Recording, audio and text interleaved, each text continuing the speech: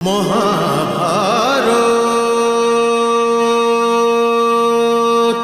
যদি আপনারা একসাথে আক্রমণ করেন তবে আমি যুদ্ধ করব না। আমি যুদ্ধ করব, অবশ্যই যুদ্ধ করব। আমি তো কেবল এইটা চাইছিলাম যে ভবিষ্যৎ আপনাদের মতন মহারথীদের গণনা কাপুরুষদের মধ্যে না করে, কারণ আপনাদের মধ্যে কেউ আমার পিতাশ্রীর গুরুদেব, কেউ গুরুপুত্র, কেউ ভাই, কেউ মিত্র।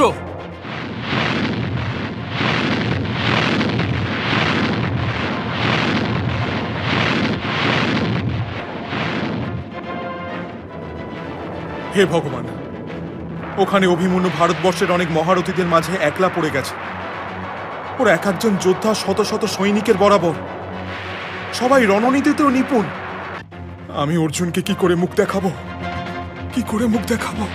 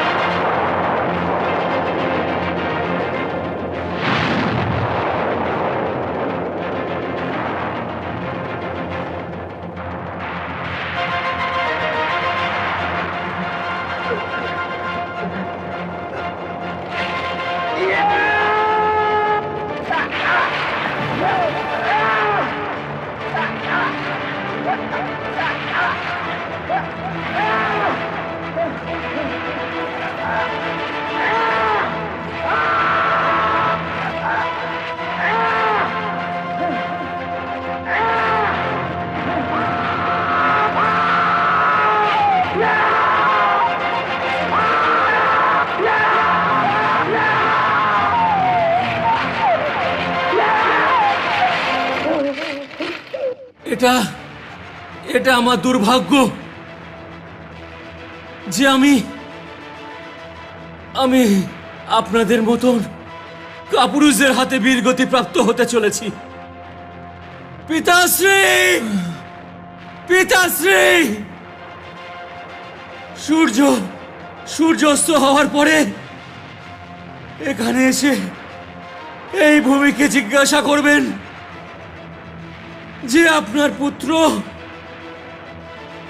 এই কাপুরুষ মহারথীদের সাথে কিভাবে যুদ্ধ করেছে। আপনি আচার্য, আপনি বীর বিক্রমশালী। হে কুরুশ্রেষ্ঠ,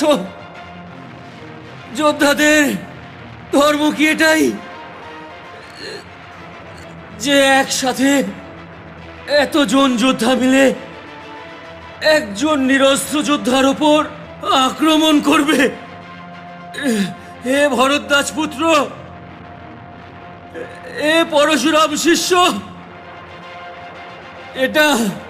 এটাই কি আপনার রণনীতি?